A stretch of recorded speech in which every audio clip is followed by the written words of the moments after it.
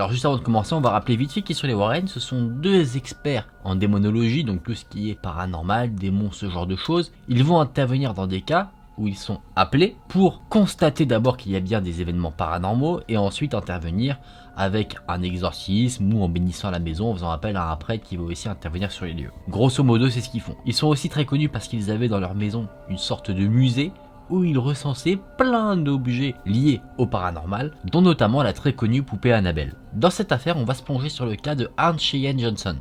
C'était un jeune homme de 18 ans qui pensait mener une vie banale, qu'il allait épouser sa petite amie, du nom de Debbie Glatzel. Ils avaient trouvé la maison de leurs rêves, un vieux ranch, qu'ils comptaient réaménager. Elle se trouvait près de Brookfield, dans le Connecticut. Ce vieux ranch était plutôt banal, et il y avait un puits dans le jardin, qui semblait ne pas avoir d'importance, mais qui pourrait bien en avoir une. Le 3 juillet 1980, Arne et sa petite amie Debbie se rendent au vieux ranch pour le nettoyer et le remettre un petit peu en état. Ils ont emmené avec eux les trois petits frères de Debbie, qui étaient tous âgés entre 11 et 14 ans. En faisant un peu un état des lieux de l'endroit, ils ont trouvé dans une des chambres à l'étage un matelas à eau. Ce matelas appartenait au précédent propriétaire, et plutôt amusés de la forme de ce matelas, chacun s'amusait à sauter dessus pour rigoler. Ils passaient tous plutôt un bon moment. Seul le plus jeune des frères, David, âgé de 11 ans, refusait de sauter sur le lit. Ça l'amusait pas lui. Mais au-delà de ça, il ne savait pas forcément pourquoi, mais quelque chose lui faisait peur. Dans la pièce, l'objet le rendait mal à l'aise. David avait été désigné pour nettoyer la chambre où il y avait le fameux matelas à eau, et à un moment donné, pendant qu'il balayait le sol, totalement seul dans la pièce, un vieil homme fantomatique lui est apparu devant les yeux. Il était habillé d'une chemise à carreaux et d'un jean. Ce vieil homme l'a poussé sur le matelas à eau et lui a dit « Méfiez-vous ». Juste après ces mots, le vieil homme a disparu. Évidemment, David, qui est très jeune, a totalement pris peur. Il a couru à l'extérieur du ranch pour témoigner de ce qu'il avait vécu à Debbie et à Arne. Eux ne l'ont pas cru, ils ont juste pensé qu'il avait inventé cette histoire juste pour ne pas balayer et nettoyer le ranch avec eux. Une fois que le ranch avait été nettoyé, tout le petit groupe s'est rendu chez les parents de Debbie, du nom de Judy et Carl Glatzel. Arne et Debbie vivaient chez eux en attendant de s'installer définitivement dans le vieux ranch.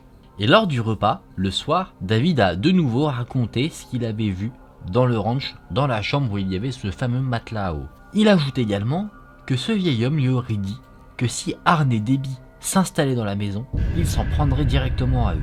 Tu me fais une menace comme ça ?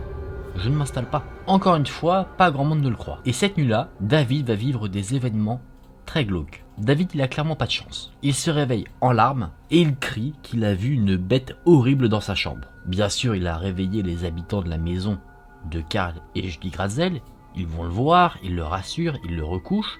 Et encore plus tard dans la nuit, il se remet à crier. Mais cette fois-ci, il dit que c'est le vieil homme qu'il a vu auparavant qui est revenu lui rendre visite. Son apparence était cette fois-ci différente, il ne portait plus sa chemise à carreaux et son jean. Cet homme lui est apparu cette fois-ci avec une peau comme brûlée, de grands yeux noirs et un visage bestial.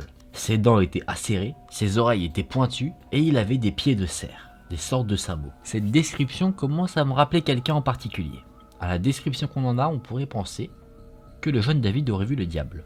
Judy, la mère de Debbie, a plutôt tendance à croire le jeune David. Elle est plutôt sensible à tout ce qui est paranormal et ce genre de choses, du coup elle le croit plutôt instantanément. Elle s'est intéressée au surnaturel, elle avait déjà écouté des conférences des Warren, les démonologues dont on parle dans cette vidéo également, et du coup, quand David fait le témoignage de ce qu'il a vu, elle pense immédiatement à un fantôme. Le jeune David est ensuite recouché, et tout au long de la nuit, l'ensemble de la famille entend des bruits étranges, mais ils décident de ne pas forcément y prêter plus attention que ça, parce qu'ils attribuent ça au vent, à des animaux. En tout cas, ils restent totalement rationnels sur la situation. Au réveil le lendemain matin, David dit que la créature lui a de nouveau rendu visite, et qu'elle s'en est pris à lui physiquement. Et les malheurs de cette famille ne s'arrêtent pas là. Les jours suivants, l'état de David a empiré. La nuit, il criait, il se réveillait, les gens allaient voir ce qu'il se passait, ils le voyaient se tordant dans tous les sens, criant des obscénités, il se débattait, comme si des mains invisibles le tordaient dans tous les sens, ou encore qu'elle l'étranglait, mais en tout cas ça avait l'air de faire souffrir le jeune David. On le voyait se mouvoir comme si il se faisait poignarder par des couteaux invisibles, et à chaque fois le lendemain, on lui posait des questions sur ce qui se passait pendant les nuits. Il disait qu'il y avait la fameuse créature qu'il avait rencontrée des nuits auparavant, que cette créature parlait latin, et qu'apparemment, elle viendrait pour son âme. Le jeune David était totalement apeuré, il criait régulièrement « Il vient pour moi, il vient pour moi ». Rien ne permettait de le calmer. Ce fameux démon, ou ce fantôme, semblait être visible uniquement par le jeune garçon, mais pas par les autres membres de la famille. Ce qui est plutôt un problème. Comment combattre quelque chose que tu ne vois pas? Surtout quand tu as un enfant de ta famille qui est comme ça, t'as forcément envie de l'aider, mais là, qu'est-ce que tu peux faire? Et au-delà justement d'être une victime, parfois David se transformait en agresseur. Il attaquait sa propre mère au couteau, il la frappait, il lui crachait dessus. Donc on avait vraiment une dualité dans son comportement, et la famille ne savait pas du tout quoi faire avec lui. Ça a tellement déréglé l'organisation de la famille que ses parents dormaient maintenant le jour pour s'occuper de lui la nuit. Et d'ailleurs, ils ont pu témoigner, en étant près de lui la nuit, que David racontait les méfaits de la créature qui l'attaquait de nuit, et il avait même donné un nom à cette fameuse chose qui venait le voir toutes les nuits. Il l'avait appelée la bête. Les parents de David s'attelaient à maintenir leur fils quand ces spasmes commençaient à intervenir durant la nuit, qui pouvaient parfois durer jusqu'à 30 minutes. Donc ça doit être quand même assez long. Et rappelez-vous, Judy, elle croit au paranormal, elle croit en ce que David lui dit. Du coup, elle décide de demander à la seule instance qui pourrait l'aider, l'église.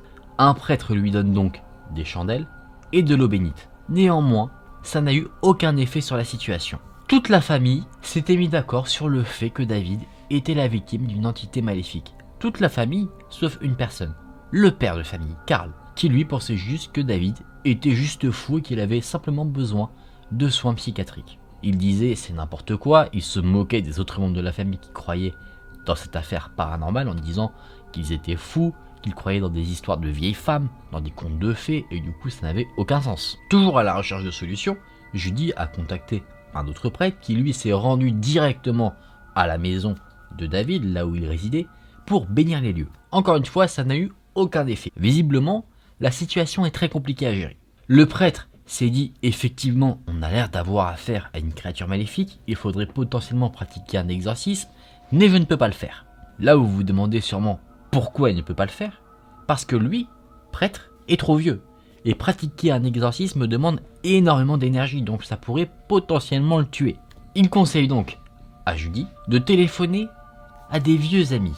Vous vous doutez sûrement de leur identité, Ed et Lorraine Warren, les enquêteurs du paranormal. Là je les annonce comme des héros. Mais vous allez voir qu'il y a quand même une part d'ombre qui entoure cette affaire, notamment du côté de Ed et Lorraine Warren. Judy les contacte et les Warren acceptent immédiatement de s'en occuper. Ils arrivent sur les lieux, dans la maison où réside David, la maison de Karl et Judy Gratzel. Ils viennent avec un médecin pour constater aussi de l'état de santé du jeune David. Et déjà, en arrivant, ils se heurtent à un problème. Le père de famille, Karl, leur refuse l'entrée. Il leur dit ça sert à rien que vous rentriez, tout le monde est totalement fou. Mais Judy, elle, intervient et dit si, rentrez, elle les accueille avec soulagement. Voici ce que nous dit Lorraine Warren sur son arrivée dans la maison. Il y avait une tension énorme qu'on aurait pu trancher au couteau dans cette maison. Alors que Ed interrogeait le jeune garçon, j'ai vu une forme brumeuse noire près de lui, qui m'a indiqué que nous avions affaire à quelque chose de maléfique. Le jeune garçon se plaignait d'être étranglé par des mains invisibles, et il avait des marques rouges sur lui. Il a aussi indiqué qu'il avait le sentiment d'être frappé.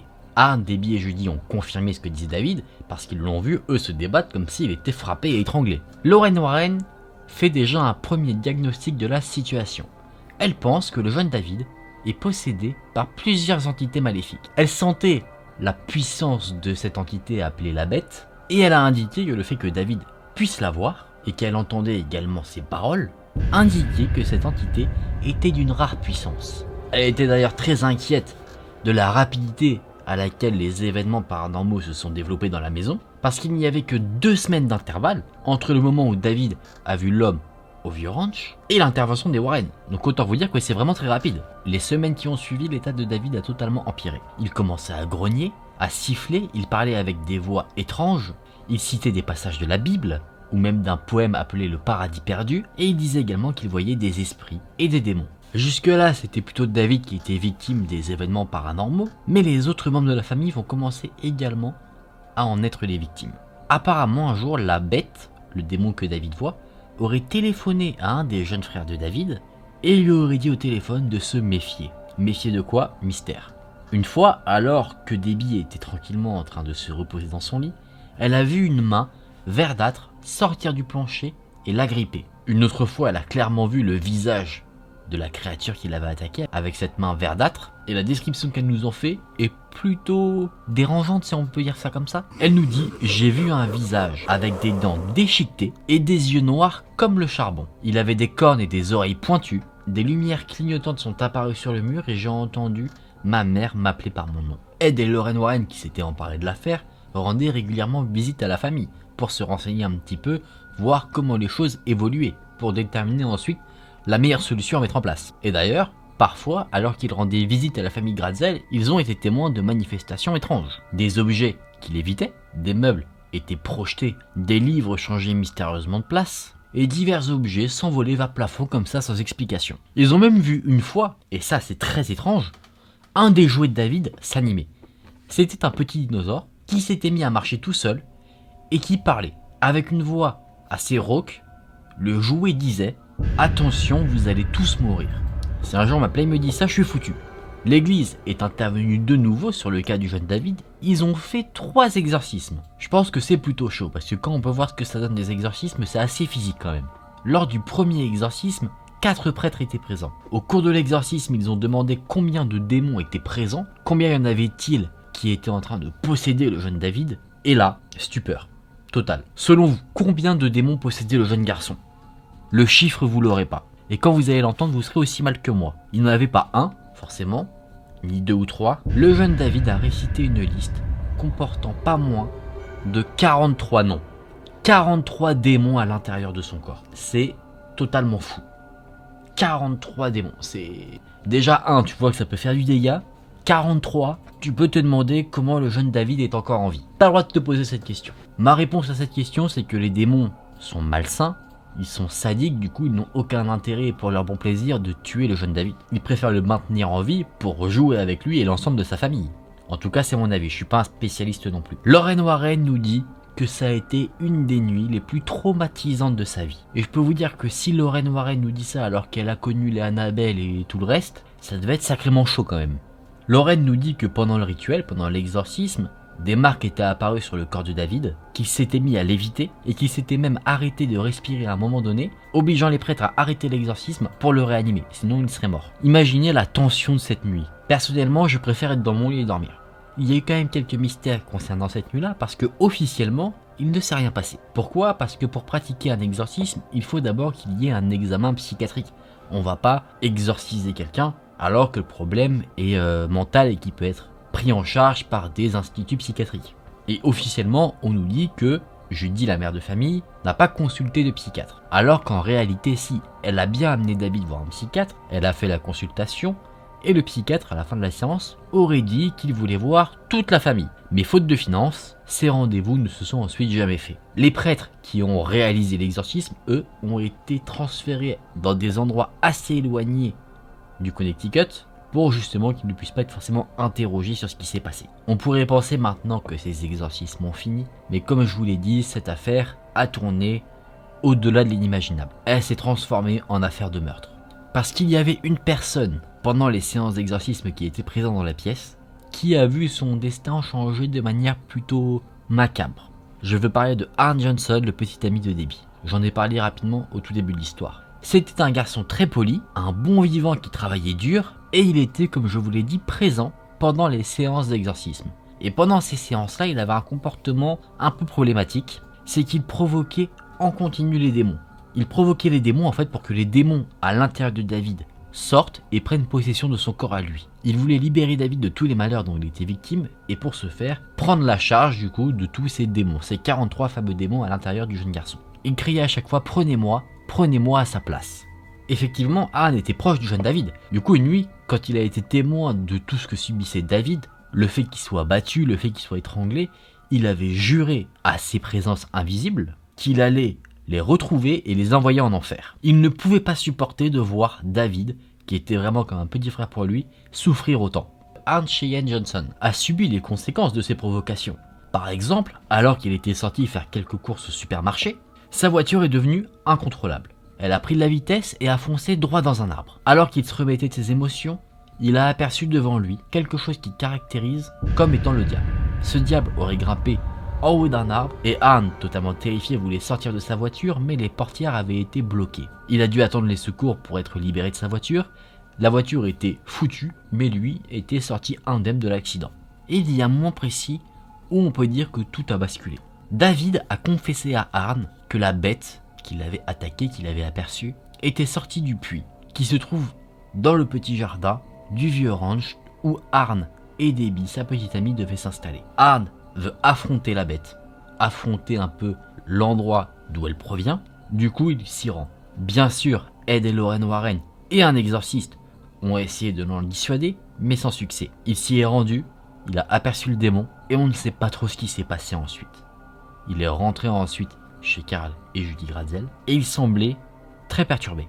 Il ne se souvenait pas vraiment de ce qui s'était passé, juste qu'il a plongé ses yeux dans les yeux noirs de la bête. L'état du petit David, lui, continuait de s'aggraver. David avait été placé dans une école privée pour les enfants qui avaient du mal à apprendre, mais sur place, il causait pas mal de problèmes à l'école, de problèmes avec les autres enfants. La situation était devenue incontrôlable. Et tellement incontrôlable que Arn et Debbie avaient décidé de quitter la maison familiale. Debbie avait trouvé un travail, un petit job de toiletteuse, et son employeur du nom de Alan Bono, pour l'aider, avait mis un petit appartement à sa disposition. Et c'est à partir de là qu'on a remarqué que le comportement de Arn commençait à changer. Il faut savoir que Arn était vraiment un jeune homme exemplaire, très poli, très courtois, très gentil. Il n'avait jamais eu un problème avec la justice. Il jouait au baseball, il avait une bonne vie sociale, il chantait à la chorale de l'église, il n'avait pas fait de grandes études, mais il avait commencé à travailler jeune pour aider sa famille, pour subvenir à leurs besoins. Il était tellement gentil, par exemple à un Noël, il a dépensé tout son salaire pour acheter une voiture à sa mère pour qu'elle ne se rende pas au travail à pied. Mais quelque chose a changé. Debbie a l'impression que maintenant, Arn est possédé. Il avait des comportements des plus étranges. C'est ça qui a fait que Debbie se posait cette question. Ses comportements étranges étaient plutôt simples. Arn tombait dans une sorte de transe et il affirmait voir la bête que David voyait lui aussi. Et à chaque fois quand il sortait de cet état de transe, il ne s'en souvenait plus. C'était les mêmes symptômes en fait que David. À la date du 16 février 1981, qui était une journée vraiment très froide, Arn a appelé son travail pour indiquer qu'il avait mal à la gorge et du coup il allait rester chez lui pour se reposer. Au cours de la matinée de cette journée, les petites sœurs de Arn qui venaient lui rendre visite ont demandé s'il pouvait aller voir Debbie, sa petite amie, pour voir un petit peu les chiens qui se faisaient toiletter. Arn a accepté et il a donc emmené tout le petit groupe sur le lieu de travail de Debbie. Sur place, il y avait Alan Bono, le propriétaire de cette petite entreprise où on faisait du toilettage, et c'était un homme qui n'était pas dans la ville depuis très longtemps. Il avait pas mal voyagé, et du coup, pour Arn et Debbie, à chaque fois qu'il racontait un peu ses nombreux voyages, ils avaient l'impression que sa vie était passionnante. Ça les faisait voyager un petit peu aussi dans leurs pensées. À midi, Alan Bono propose à Arn, Debbie et les trois jeunes filles d'aller déjeuner dans un bar local. Le repas s'est très bien passé, ils ont bu un peu de vin, Alan Bono en a bu beaucoup mais il avait l'habitude, et Arn et Debbie, eux, en ont bu un peu moins. Et après le repas, du coup, ils sont repartis en direction du local de toilettage pour chiens. L'après-midi s'est déroulé encore une fois normalement, rien à signaler. Arn avait aidé à réparer sur les lieux la radio, et une fois qu'il l'avait réparé, il a mis le son super fort, ce qui a totalement agacé sa petite amie Debbie. Elle a donc proposé aux trois jeunes sœurs de Arn de quitter les lieux pour aller chercher une pizza et éviter d'être dans ce vacarme dû à la radio. Mais dès qu'elle a quitté les lieux, elle a commencé à s'inquiéter. Elle a dit aux jeunes filles, dépêchez-vous, on doit revenir rapidement. Une des jeunes filles a dit pourquoi, et Debbie aurait répondu, il va y avoir du grabuge. Elle sentait en quittant les lieux qu'il y avait comme une tension dans l'air. En revenant, Alan Bono proposa à tout le monde d'aller à l'étage pour regarder la télévision tranquillement. Il a allumé la télévision et il a commencé à avoir un comportement étrange. Il commençait à taper son poing dans sa main, un peu comme ça. Et en continu. Ça a effrayé Debbie, du coup elle a dit « on s'en va ». Tout le monde se dirigeait vers la sortie quand Alan a attrapé le bras d'une des sœurs de Arn. Debbie a ordonné à Alan Bono de lâcher la jeune fille, mais il n'en fit rien. Arn, qui se trouvait dans la voiture, est sorti de la voiture directement et il a dit « arrête tes conneries, laisse-la partir ».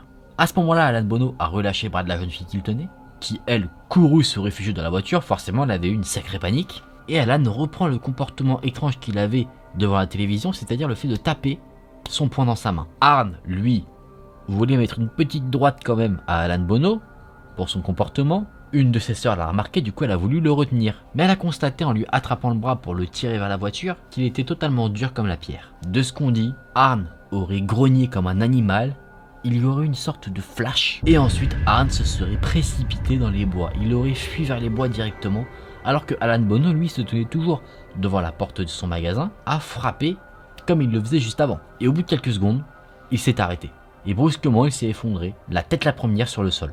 Il avait reçu 4 coups de couteau dans la poitrine et 1 sur le ventre. C'était des entailles très profondes, la plaie allait de l'estomac jusqu'au cœur, et près de son corps, il y avait une arme, un couteau que Arn portait constamment sur lui. Donc l'arme lui appartenait. Quelques heures plus tard, Alan Bono est décédé suite à ses blessures. Arne a été recherché, il a été trouvé et incarcéré avant d'être libéré sous caution. Le lendemain de l'attaque de Alan Bono, Ed et Lorraine Warren ont appelé la police pour dire que Arne Johnson était possédé au moment des faits. Bon, forcément, t'appelles la police pour dire machin était possédé, la police elle te croit pas. Et du coup, pour essayer d'aider Arne Johnson, ils ont décidé de raconter l'entièreté de son histoire à la presse. Bien sûr, ça a fait beaucoup de bruit, ça a été beaucoup relayé dans les différents médias, mais pas qu'aux États-Unis, dans le monde entier. L'avocat même de Arne Johnson disait qu'il recevait des appels de personnes du monde entier qui voulaient en savoir plus ou apporter leur soutien à Arne Johnson. Et c'est le 28 octobre 1981 que prend place le procès de Arne Johnson. Son avocat a tenté une plaidoirie très étonnante et qui est devenue très connue, celle de la non-responsabilité par possession démoniaque. C'était la première fois qu'on invoquait le fait d'être innocent parce qu'on était possédé par un démon. La phrase qui ressort beaucoup concernant cette affaire, c'est la fameuse phrase qui dit « Le diable m'a poussé à le faire ». Néanmoins, cette défense n'est pas retenue parce qu'elle n'est pas scientifique, on ne peut pas forcément la prouver. L'avocat de Arne Johnson changea de stratégie et il a plaidoyé pour une légitime défense. Arne Johnson a été condamné pour homicide involontaire au premier degré. Du coup, il a reçu une sentence allant de 10 à 20 ans de prison. Il a fait 5 ans de prison et il a ensuite été libéré pour bonne conduite. Il a un peu une fin heureuse dans cette histoire, si on peut dire ça comme ça, où il a retrouvé sa petite amie de l'époque, Debbie, avec qui il s'était marié en prison et qu'il avait attendu pendant tout son séjour carcéral. Arne Johnson a fait de nombreuses apparitions dans des documentaires, des interviews, où lui assure toujours, et sa compagne également,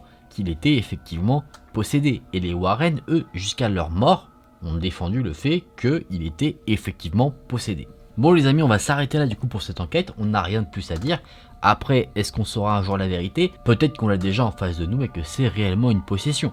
Sinon, si on voudrait avoir une autre vérité, ce serait Arne Johnson qui dirait « J'ai eu l'intention d'assassiner cet homme ». Et voilà, après, par rapport à ce qu'on a dans les faits, on ne le voit pas forcément comme quelqu'un de violent. Peut-être qu'il y a aussi, vu qu'assister à un meurtre c'est naturellement traumatisant, des trous, on va dire, dans les versions de ceux qui étaient présents sur les lieux.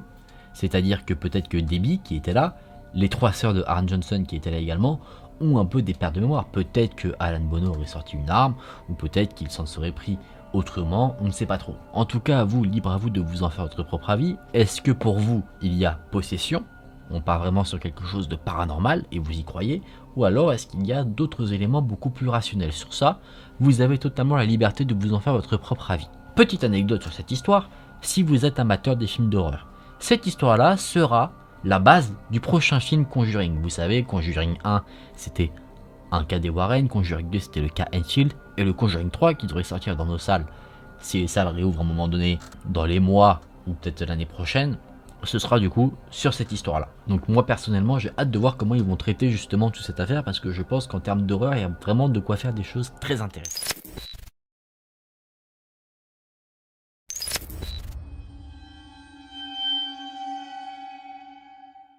La famille Snedeker était une famille normale, une famille comme les autres, enfin presque. C'était une famille recomposée, celle de Allen et Carmen Snedeker. Composée de 3 fils et d'une fille, la famille combattait ensemble une maladie dramatique, le cancer, qui avait touché le plus grand des frères, Philippe. Vivant dans la région de New York, le jeune Philippe était pris en charge dans un centre de traitement, et le seul qui prenait en charge des enfants se trouvait à pas moins de 500 km du domicile de la famille Snedeker. La fatigue de ces trajets, ainsi que les effets d'un nouveau traitement sur le jeune Philippe, comme par exemple une peau noircie, qu'on pourrait apparenter à une peau brûlée, des nausées, des maux de tête, ont poussé la famille à prendre la décision de se rapprocher du centre de traitement qui prenait en charge le jeune Philippe. Ce centre se trouvait dans le Connecticut, mais malheureusement, la recherche d'un nouveau logement était assez compliquée. Personne ne voulait louer à la famille Snedeker. Mais bon, au bout de la nuit, il y a toujours le jour qui se lève. Donc la famille Snedeker a quand même réussi à trouver un logement malgré leurs difficultés. Ils en ont trouvé qu'un, ne leur laissant pas trop de choix.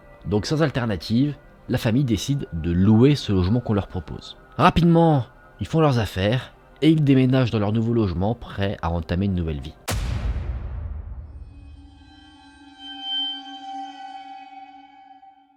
L'arrivée de la famille Snedeker dans leur nouvelle maison ne se fait pas sans aléas. À peine arrivée devant la maison, connue sous le nom de Allahan House, Carmen, la mère de famille, est prise d'une crise d'angoisse. Elle ne sait pas pourquoi, donc elle demande à son mari d'aller dans la maison pour s'assurer que tout va bien. Il fait un rapide tour du propriétaire, et le mari, Allen, revient voir sa femme, qui patientait dans la voiture, pour l'inviter à rentrer dans la maison. Le couple rentre dans la maison et il se trouve que la maison était une maison tout à fait normale à quelques détails près. Au-dessus des portes, de chacune des portes, il y avait des crucifixes. Rapidement, Carmen a compris quelle était la maison dans laquelle elle se trouvait.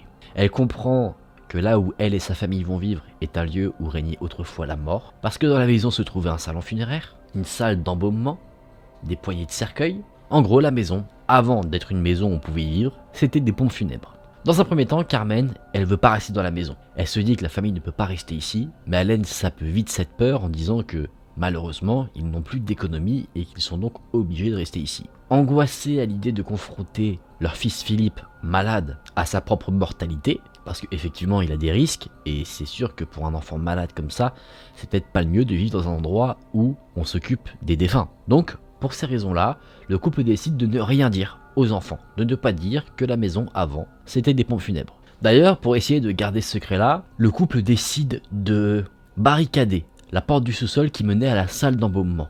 Il place une petite bibliothèque devant la porte pour la sceller. Les enfants, eux, ils faisaient un peu le tour de la maison, eux, ils étaient très contents d'être là, contrairement à leurs parents.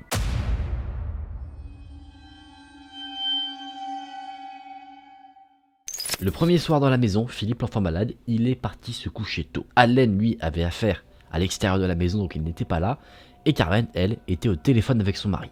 Au moment où elle a raccroché le téléphone, elle a sursauté en voyant une ombre. Cette ombre, c'était Philippe, qui se trouvait juste devant la porte de la pièce à vivre, et il était là parce qu'il avait entendu son nom. Il pensait qu'on l'avait appelé. Carmen a dit que personne ne l'avait appelé, mais que, peut-être, pendant la conversation avec son mari, elle a prononcé son nom, et du coup, Philippe a pensé qu'on l'avait appelé. Philippe dit que non, ce n'est pas ça, parce que la voix qu'il a entendue, ce n'était pas celle de sa mère. C'est la seule chose que le garçon a dit, et après ça, il est retourné se coucher. Juste avant de retourner se coucher, Philippe a ajouté qu'il y avait quelque chose de maléfique dans la maison et qu'il valait mieux partir. On avance un peu dans le temps, et vous savez, les enfants, ils ont une curiosité naturelle, ils aiment bien toucher à tout et un peu tout visiter. Et bien les enfants de cette famille, ils ne dérogent pas à ce phénomène. Et justement, en farfouillant un peu partout dans la maison, ils ont fait une découverte étonnante. En tout cas Philippe. Philippe, il a vite compris que la maison était autrefois des pompes funèbres. Il a raconté à son petit frère Brad que la chambre où ils dormaient ensemble était là où étaient entreposés des cercueils. Et le jeune Brad, lui, il a du mal à croire à ça. Pour lui, la maison est une maison totalement classique, où plein de familles ont vécu avant. Donc pour corroborer ses dires, Philippe décide de pousser la petite bibliothèque qui scellait le sous-sol pour montrer qu'il avait raison. On peut se dire déjà comment Philippe sait ce qui se trouve au sous-sol. Brad et Philippe, ensemble, vont dans la salle d'embaumement, et au milieu de cette salle, il y avait une petite table en métal. C'était une table où les défunts étaient placés et où ils étaient préparés pour être mis dans leur cercueil. Philippe a eu la merveilleuse idée de lancer un défi à son frère Brad, celle de s'allonger sur la table qui se trouve au milieu de la pièce. Brad, ne voulant pas montrer qu'il avait peur à son frère, accepte le défi, il s'installe sur la table et Philippe, pour lui faire peur, s'amuse à le faire tourner. Brad est apeuré et supplie son frère d'arrêter. Le lendemain, Philippe propose une autre expérience incongrue. Dans une pièce de la maison où les enfants avaient interdiction d'aller, il y avait une grille en fer. Cette grille-là masquait un tunnel. La proposition de Philippe était simple, aller voir ce qu'il y avait au fond du tunnel avec son frère Brad. Les deux jeunes garçons s'y aventurèrent et à un moment donné, Brad a vu une tache sombre sur le sol. Philippe, qui l'a remarqué aussi, l'a éclairé de sa lampe de poche.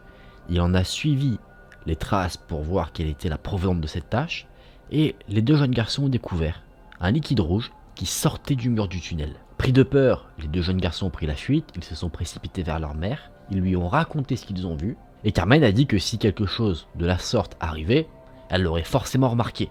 Donc elle pense que ses enfants lui font une farce. En plus de ça, plutôt que de les prendre au sérieux ou d'écouter ce qu'ils ont à dire, elle les réprimande sur le fait qu'ils sont allés dans la pièce où ils n'avaient pas le droit d'aller. On avance encore un peu dans le temps. Un jour, alors que Carmen s'occupe de quelque chose dans le sous-sol, elle remarque qu'un crucifix, qui se trouve au-dessus d'une porte, a disparu. C'était le crucifix qui se trouvait au-dessus de la porte menant à la salle interdite, mais le truc étonnant, c'est que le crucifix a disparu. Il n'est pas tombé, il n'y a rien qui traîne au sol ou dans les alentours, il s'est juste volatilisé là. La seule chose qui reste au mur, c'est une sorte de marque jaunie qui montrait que le crucifix était là depuis un moment et du coup avec la poussière qui s'est accumulée autour, ça a créé cette marque. Elle se dit que c'est sûrement ses enfants qui l'ont pris, pour lui faire une blague, encore une fois. Là vous vous dites peut-être que Carmen, elle abuse parce que elle prend pas au sérieux ce qu'on peut lui dire et ce qu'elle remarque. Mais ce qu'il faut se dire, c'est qu'à ce moment-là, ses pensées sont plus tournées vers son fils Philippe parce qu'il combat la maladie et son état s'est un peu empiré. Sachant qu'il expérimente un nouveau traitement, il a aussi des effets secondaires qui peuvent parfois être inconnus. Et par exemple, elle pense que le fait que Philippe maintenant entende des voix voit des ombres, des sortes d'apparitions, c'est dû à son nouveau traitement et pas à quelque chose qu'il y aurait dans la maison. Vous voyez, il y a un peu cette dualité-là qui fait que elle arrive à rationaliser les événements en disant que c'est juste son fils qui a des effets secondaires. Le rythme de vie de la famille Snedeker ensuite a été pimenté de quelques événements étranges. Par exemple, la nuit, Philippe disait à son frère de se taire alors que Brad n'avait rien dit.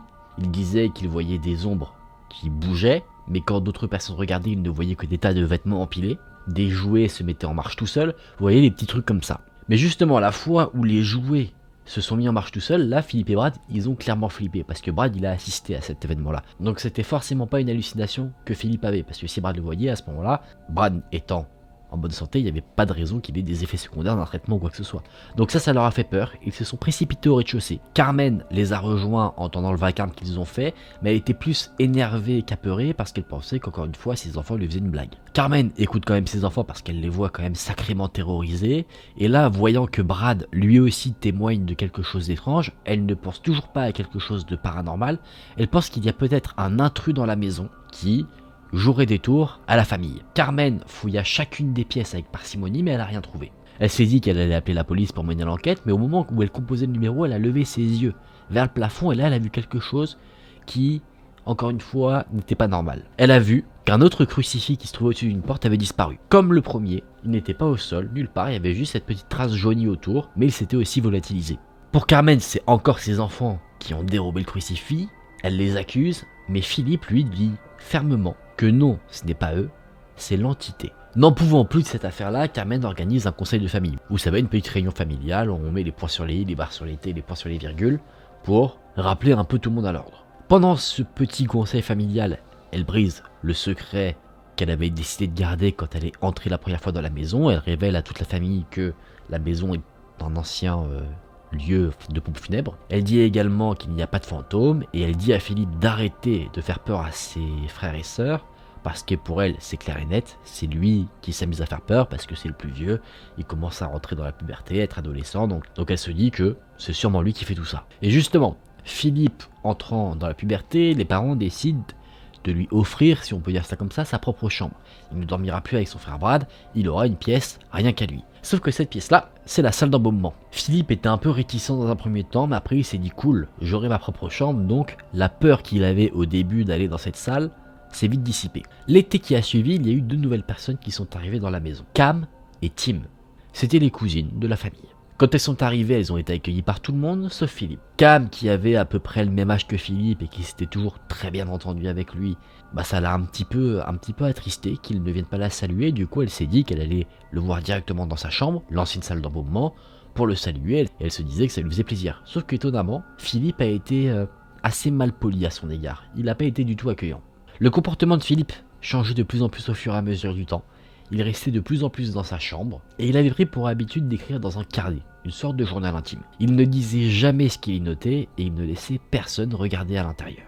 Un jour, alors que Cam aidait sa tante Carmen à faire le ménage, elle a décidé d'aller nettoyer la chambre de Philippe qui n'était pas là. Elle est tombée sur le fameux carnet, et inquiète de l'état de son frère, de son comportement, elle s'est dit qu'elle allait le lire. Certes, elle se sentait un peu mal parce qu'elle avait l'impression de rentrer dans l'intimité de son cousin, mais elle se disait que peut-être en lisant ce carnet, elle saurait ce qui ne va pas. Et le sentiment de malaise qu'elle avait en lisant le carnet s'est transformé en sentiment de terreur par rapport à ce qu'elle a lu à l'intérieur. Parce que ce que Philippe avait écrit, ça ne concernait que la mort, ou des fois même, il écrivait qu'il voulait tuer quelqu'un. Cam, choqué, se demande si Philippe est bien l'auteur du carnet. Parce que Philippe avait toujours eu du mal à écrire et les mots qui étaient utilisés étaient parfois des mots relativement complexes. Ça ne correspondait pas à Philippe. Cam parla de tout ça à sa tante, qui en parla elle-même à Philippe. Et Philippe va répondre quelque chose concernant l'écriture de ce qu'il y avait dans ce fameux carnet. Il va dire que l'homme l'a aidé à écrire.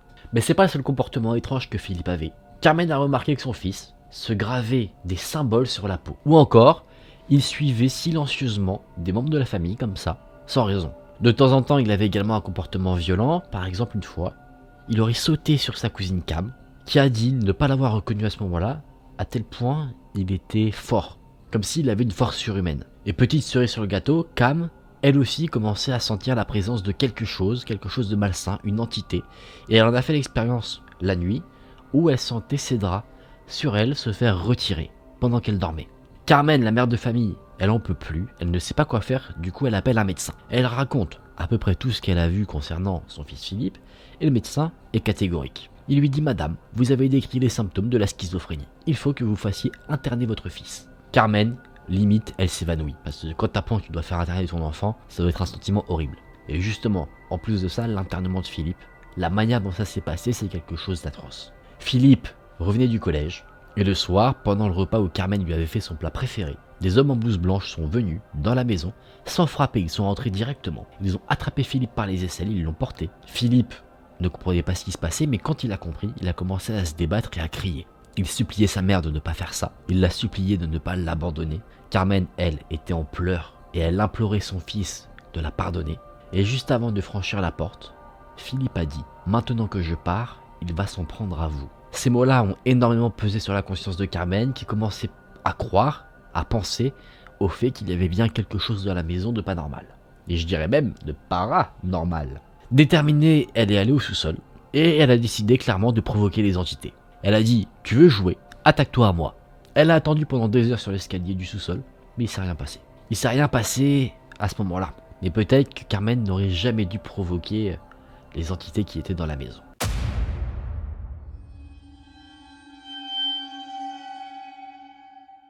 Un soir, fatiguée, Carmen est partie se coucher tôt.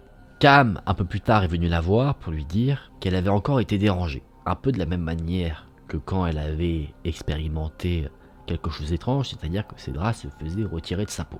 Alors que Carmen l'a raccompagnée dans sa chambre pour la recoucher, elle s'est rendue compte que le dernier crucifix qui restait dans la maison avait disparu. Il disparaissait au fur et à mesure, et là le dernier, ça y est, s'était volatilisé.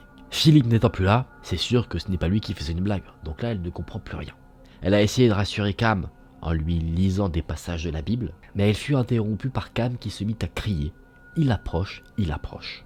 Cam décrivait ce qui lui est arrivé. Elle disait qu'elle sentait une main caresser son corps sous ses vêtements. Carmen leva les yeux et elle voyait effectivement, alors je ne sais pas du tout comment vraiment décrire ça, j'arrive pas à l'imaginer, mais ce qu'elle voyait, c'était une main osseuse. Elle la voyait très distinctement. Carmen prit Cam dans ses bras, elle se précipita dans la salle à manger, emportant Cam.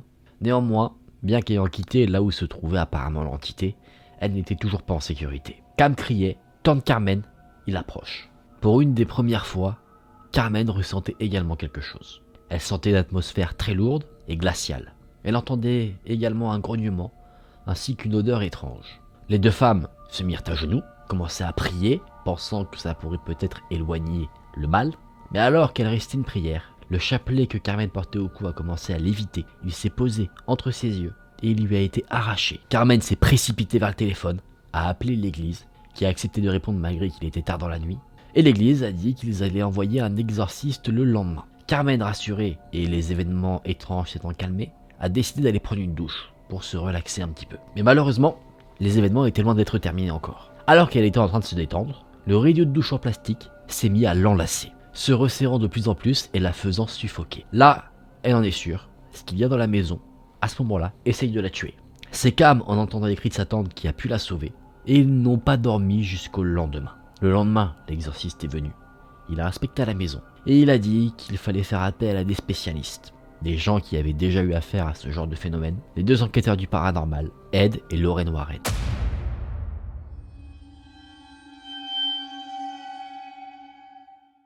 Depuis le départ de Philippe, les événements étranges étaient de plus en plus présents. Des odeurs de chair en décomposition, des lumières qui s'allument ou qui s'éteignent toutes seules, de l'eau qui se teintait de rouge, ou encore des apparitions.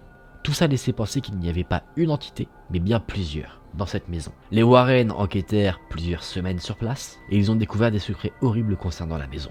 Mais pas que, ils ont aussi été témoins de ce qui se passait dans cette maison. Par exemple, Ed Warren, au sous-sol, a vu deux femmes qui dansaient en cercle, à côté des chaînes qui servaient autrefois à soulever les cercueils. Le couple a reçu également des gifles, ils ont expérimenté des manifestations violentes. Et justement, les secrets horribles qui ont été découverts peuvent expliquer justement pourquoi la maison est habitée par le mal. Voilà ce que c'est, ce secret. C'est qu'à l'époque où la bâtisse était des pompes funèbres, certains employés se sont rendus coupables de nécrophilie et de nécromancie, attirant, selon les Warren, le mal sur la maison. Après tout ça, un exorcisme approfondi a été mené, et selon les époux Warren, cet exorcisme a permis de libérer la maison du mal. Carmen, qui se sentait coupable d'avoir fait interner son fils, est allée le chercher pour qu'il puisse vivre une vie normale. La famille Snedeker a déménagé et il semblerait que plus aucun phénomène n'ait été reporté depuis.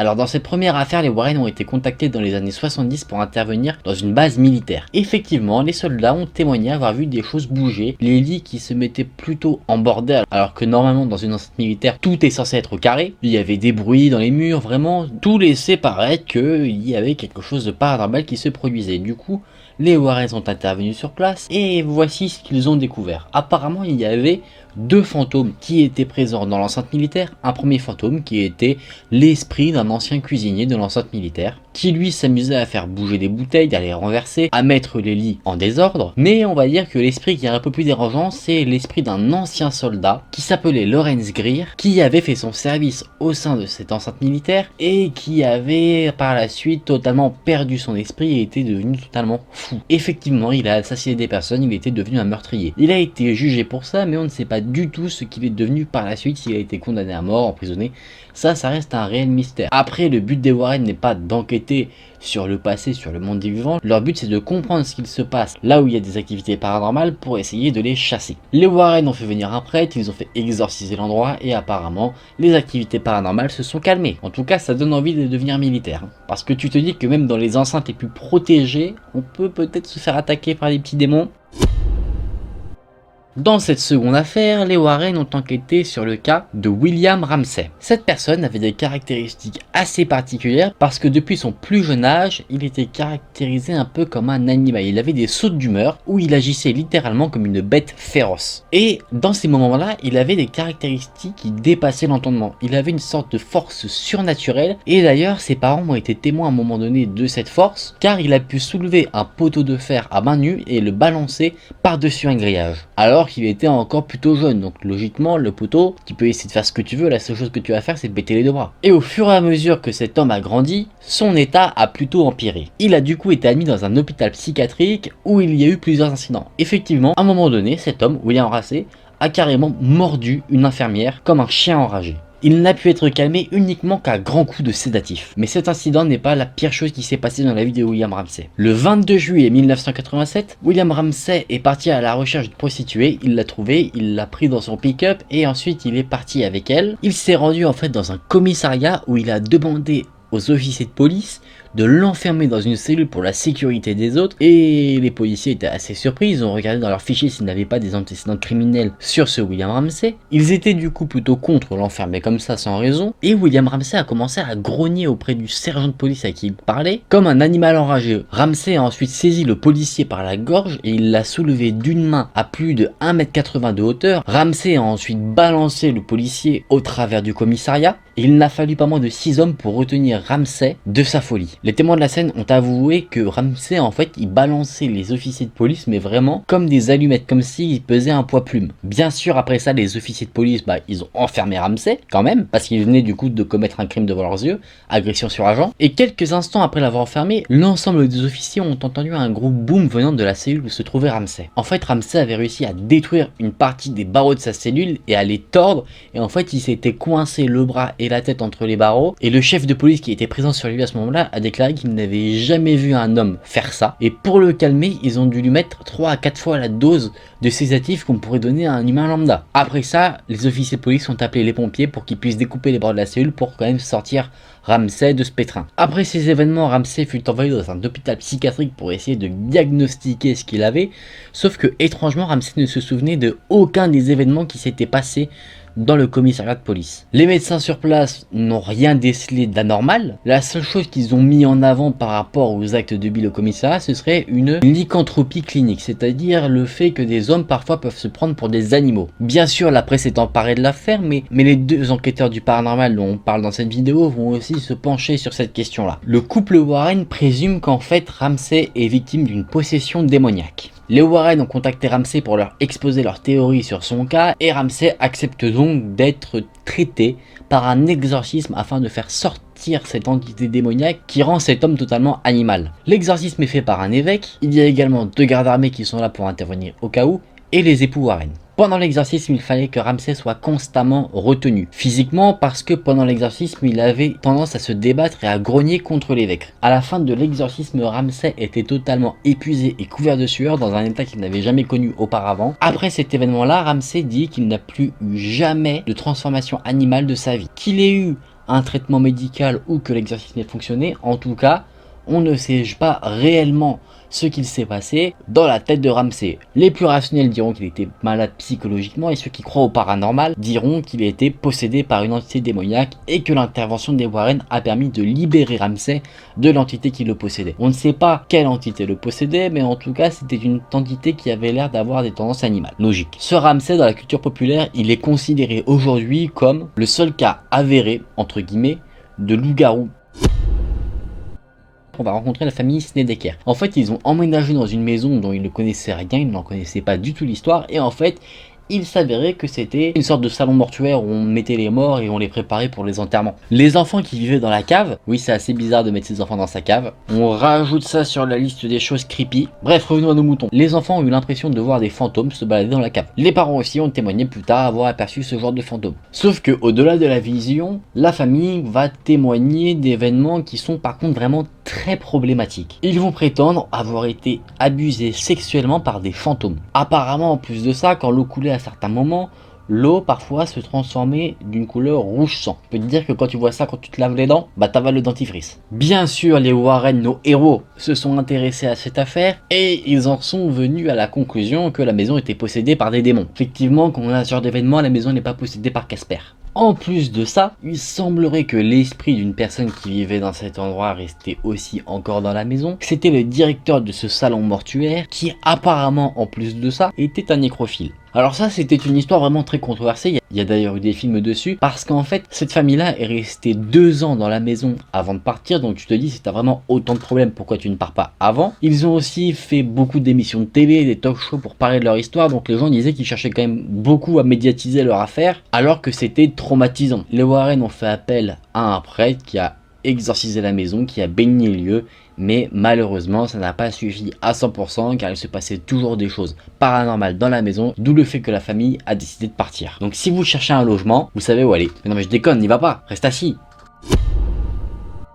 Dans cette affaire, on va rencontrer la famille Donovan. La famille Donovan fait l'objet de choses plutôt étranges, c'est-à-dire qu'ils entendent des bruits dans leurs murs, ils entendent des bruits sur du parquet alors qu'il n'y a personne à l'étage.